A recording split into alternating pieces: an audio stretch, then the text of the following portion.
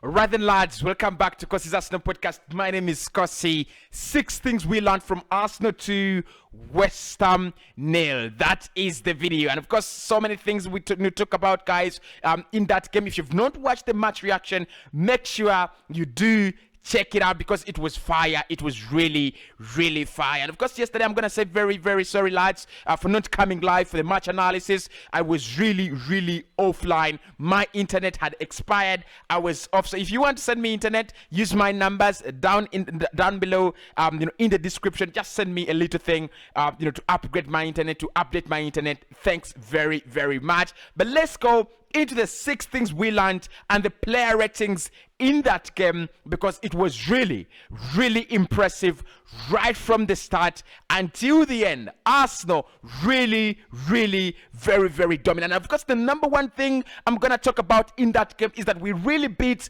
a decent side. We beat a very, very decent team. Now, of course, there's been a lot of talk around Arsenal beating very small teams, getting scrappy wins against the likes of Norwich, against the likes of Brighton. Many people, many fans out there have not been giving Arsenal the respect we deserve, the respect we have to get, because they are complaining about the quality of teams that we are beating. They are saying when it comes to the likes of Everton, when it comes to the likes of Manchester United, we do not beat these teams. We actually do not get points. And of course, Ian Wright and Thierry Henry also came out and said that Arsenal, the problem this season is that they win against the easy sides. But when it comes to clubs on the same level, when it comes to clubs that are really bigger than them, they get smashed. Yesterday, we rewrote the script and we actually acted in a very, very different style.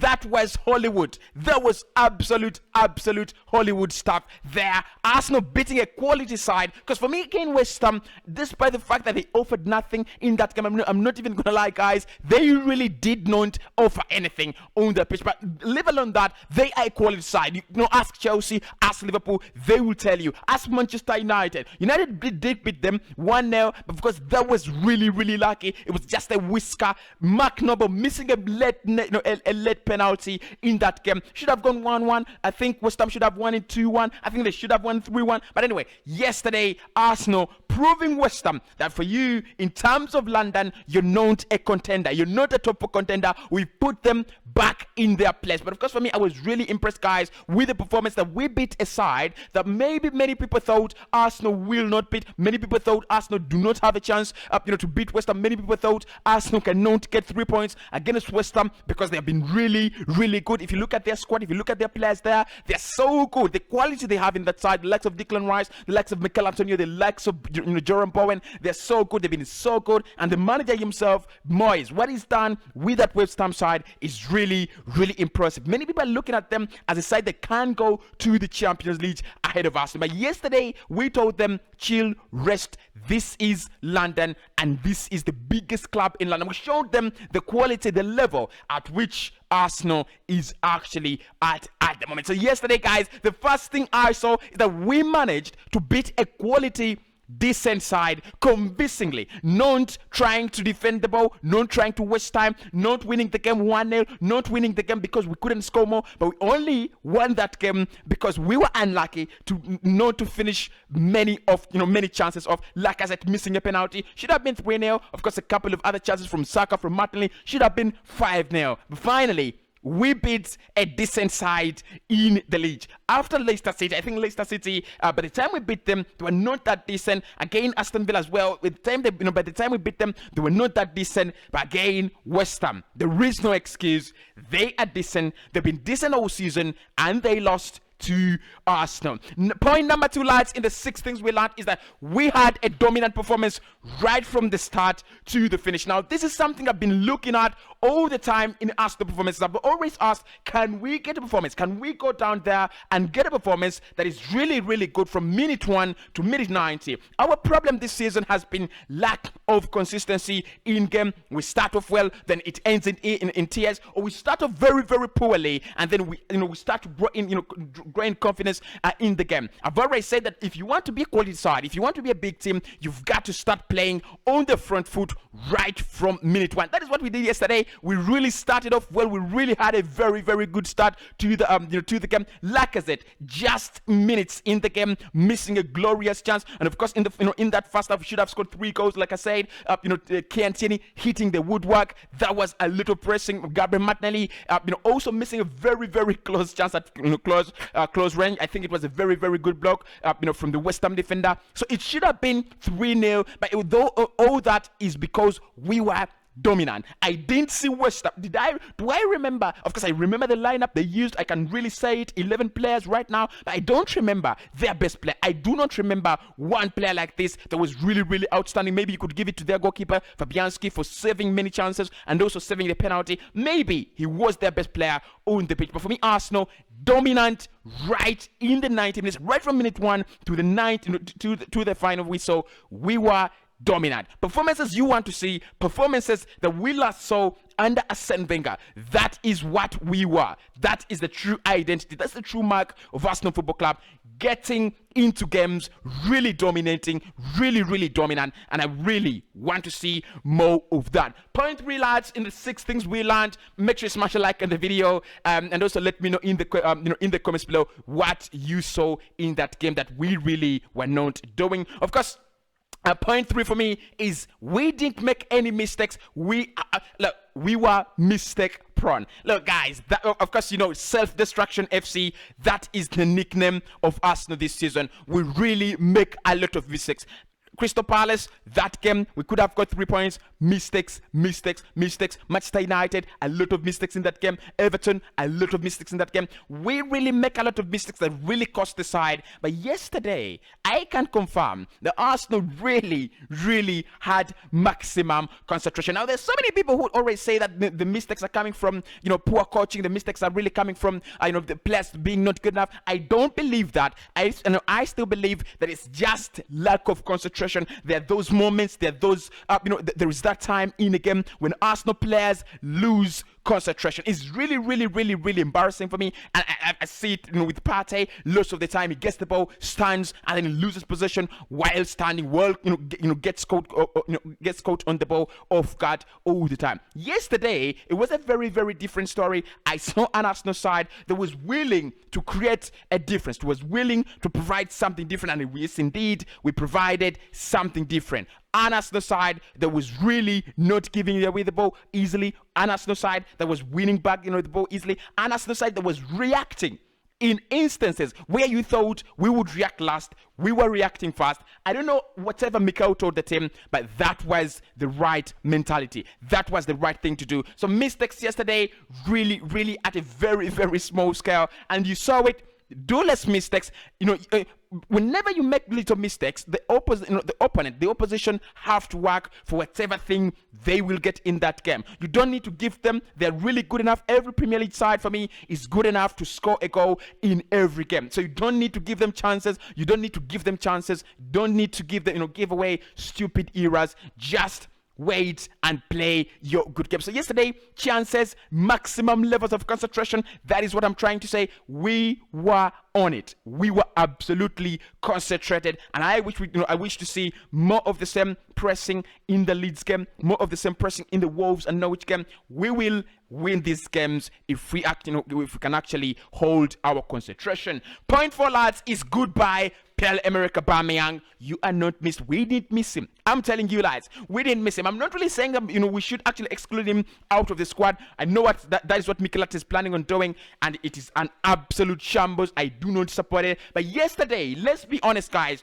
in terms of missing a captain, we didn't miss Pierre-Emerick Aubameyang. In terms of missing a striker, we didn't miss Pierre-Emerick Aubameyang. In terms of missing a quality forward, we did miss him. In terms of missing a quality player, we didn't miss him. In terms of missing experience experience and leadership on the pitch, we didn't miss him. What exactly is Pierre-Emerick Aubameyang going to do to come back in this Arsenal side? I'm waiting to see Alexander Lacazette there leading the front line again, very, very well, setting up Gabriel Martinelli for the beautiful, beautiful goal of the week. Goal of the week. That is my goal of the week. It's one of the best goals for me in the week. It's the concentration, it's the quality behind that ball, it's the power, well-weighted ball just to pick out the corner. And of course, Fabianski, nothing. Absolutely, there is nothing he could do on that game. And I'm gonna say, guys, Pierre-Emerick Aubameyang as captain, we didn't miss him. I didn't see Arsenal really lacking confidence. I didn't see Arsenal really affected by Aubameyang's absence. It was business as usual. It was better. There was really, really better football from Arsenal. Did we lose a captain? Maybe it is true that what Mikel Arteta said, then these players really said maybe we have to move on. Maybe we have now to go and find ourselves a better captain. Maybe it's time to move on from this captain that is really costing us. Maybe it's time for us to let go of Pierre-Emerick Aubameyang from the leadership position, because he's really not providing us what other captains are providing with their side. So look, guys, Pierre-Emerick Aubameyang, I'm a very, very big fan of Aubameyang. I love him. I like him. He's one of my best best players. For me, one of the best strikers in the last 10 years, right from Dortmund, there are Arsenal, one of the best 10 years, best strikers really, in Europe in the last 10 years. But I'm gonna say this: Aubameyang could have played his last moments in Arsenal, in an Arsenal jersey. Yes, maybe I do have a lot of anticipation that we will see him back on the pitch, but it's not anything promising. It is not really promising. I think Pierre-Emerick Aubameyang could leave Arsenal for good. That is coming closer, edging closer and closer and closer. Of course, Mikel Arteta yesterday, in his press conference, did talk about the fact that the player is so close to him. He has a very, very good rapport and relationship with the player. Maybe that is the only kind of psychology that could make a difference. But at the moment, Pierre-Emerick Aubameyang has no impact on this team. And of course, it must be very, very hard. It must be very hurting to see that when you're stripped of your captaincy, the team could lose some levels of confidence, could lose some levels of concentration.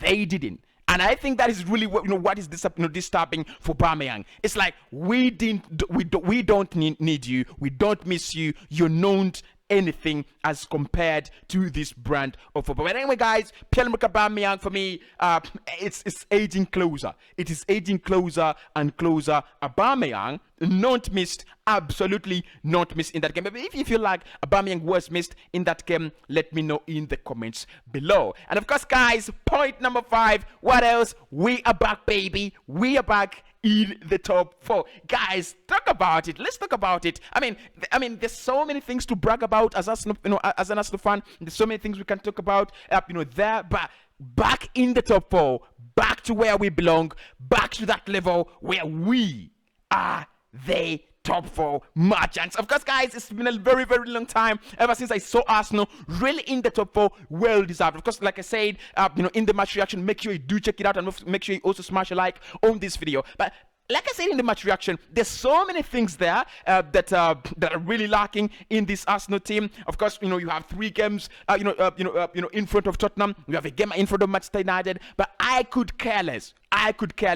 We are back in the top 4. Now, all we've got to do is to defend our position. We've been fighting all season, trying to get to the top 4, trying to find ourselves there, trying to believe, trying to wait, trying to pray, trying to praise, trying to do everything we can, hoping that we will get in the top 4. And finally, we are there. We are up there in the top 4. We can't waste this chance. We can't waste it. This is a perfect opportunity. This is the golden opportunity. Arsenal in the top 4. When did you last see Arsenal in the top 4, really? And when did you just last believe that we can be in the top 4 and we can retain that position? For me, this is the moment. This is the time. Arsenal back in the top 4. We are 4th on the table. You can't believe it, guys. You can't believe your eyes. Just check the table. Just check the EPL table. Every time today, you will see that we are there, really, really beautifully decorated in for that. I think, and it's gonna be very, very hard now Because again, it's more like the ceiling. This is the ceiling. You can't go past Chelsea. You can't go past City. We can't go past Liverpool. It's the same thing with West Ham. It's the same thing with Leicester City. The same thing with Tottenham, and the same thing with Manchester United. Fourth is our ceiling, and of course, that is the one position that all of us are fighting for. Can you guess which team has that position now? It is the big Reds. Arsenal Football Club, the Gunners, right from London. London is red at the moment because we are there in fourth. We are there beating West Ham in a London derby to get to fourth. Guys, that was really, really impressive. Beating West Ham to get them away from fourth so that we can actually occupy the place. And obviously, the last thing I'm gonna say, about that game is that we have really improved our home record. It is a very, very impressive home record. And it really is continuing. How many games have we lost at home? This is how many points have we lost at home this season? Very, very few. We are really, really doing well at the Emirates Stadium, and that is something that we have to do. We've got to create a very, very big bubble. You've got to create a very, very big threat at your home stadium. You can't lose games at the home ground like you're on the road. We've got to win more games at the Emirates Stadium. This season we are already really doing well. We are the only club, we are the best club at home. We are the club that has actually got more points playing from home than any other side. So that is impressive. So I'm gonna say, lads, again, let's keep up this form, and of course let us transform it to the games away from home. Right about now, let's get into the player ratings. Make sure you smash a like on the video and let me know each player, how many votes do you give him out of 10? Ramsdale kept another clean sheet. What am I gonna say? Clean sheet, Ramsdale. I'm gonna give him a 9 out of 10 again. Look, guys, this guy is really transforming Arsenal. Really, really, his performances as a player, his enthusiasm as a player is is beyond believable levels. So 9 out of 10 for Aaron Ramsdale. Keep on flying, my man. Keep on flying, my goalkeeper. You're really, really doing well. Tomiyasu there, I'll give him a 7. 7 out of 10. I don't think he was really in that game like he was in the Southampton game, but it was really, really good. He was he had a very, very good game. So 7 out of 10 for Tomiyasu. That's what I'm gonna go for. Tierney, what should I say, lads? What should I say? I think he was unlucky not to score in that game. I'm going to give him an 8 out of 10. I think going forward, he's still proving to be the difference in that side, in the Arsenal side, especially if you compare him to the opposite fullback, who is Tomiyasu. So 8 out of 10 for Tierney. Should have scored yesterday. I mean, just once in a while, score in a London derby. But of course, there are lads, Tierney, 8 out of 10. Gabriel, for me, 9 out of 10. That lad, there was that kind of bicycle kick.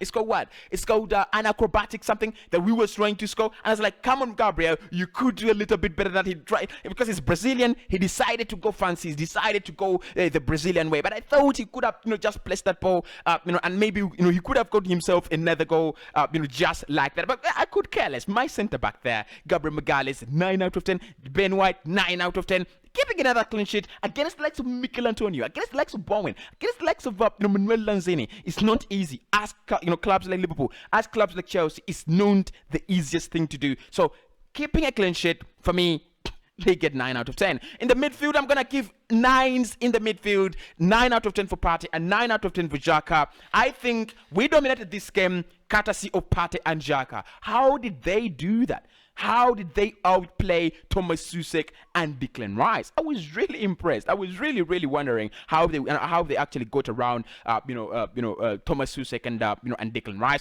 But anyway, 9 out of 10 for Xhaka, 9 out of 10 for Partey. We dominated the game, and you saw what they did in that game. Gabriel Martinelli, my lad, 10 out of 10. Of course, it's always 10 out of 10 settings for Gabriel Martinelli when he scores and we win. Beautiful goal. Beautiful, beautiful goal. He reminds me of Kaka. He reminds me of Kaka at AC Milan. I'm not even gonna lie, guys, because I've seen Kaka score those goals, get in those areas and score those goals. The confidence he has in front of goal. How many Arsenal players do have that confidence? I would say Lacazette has the confidence, at the moment. And of course, the next player then is Gabriel Martinelli. If it was Saka, I'm not even gonna lie, guys. I love Saka. Saka is one of my best players, in the side. But if it was Saka through own goal, he's known scoring that, because we know Saka is really, really having problems with trembling in front of goal. But I'm gonna say Gabriel Martinelli, cool composure, absolute cool finish. 10 out of 10 because we could have won that game even without the Emil Smith Rowe goal. Martin Odegaard, good performance, 8 out of 10. Didn't see much of him, in terms of taking risks, but I saw him, a lot in terms of governing the ball, keeping us in possession, and doing the beautiful things around the ball. So 8 out of 10. There, Alexander Lacazette. Can I give him an 8 out of 10? Set up, Gabriel Martinelli. It was a very, very good, assist for Martinelli. So I'm gonna say, at least again, 8 out of 10. Saka, 9 out of 10. Saka should have scored yesterday, but for me, my problem with Bukayo Saka, he needs to work on his finishing. He needs to work harder so that we can actually give us more goals. You are a winger. You're a modern winger. You're literally another striker on the pitch. Look at Sadio Mane. Look at Jota. Look at Salah. Score more goals. That is when you're going to become great. Score many, many goals. Of course, his finishing is poor, but let alone, guys, he is really impressive, and he was really, really impressive. And of course, my man Mikel Arteta.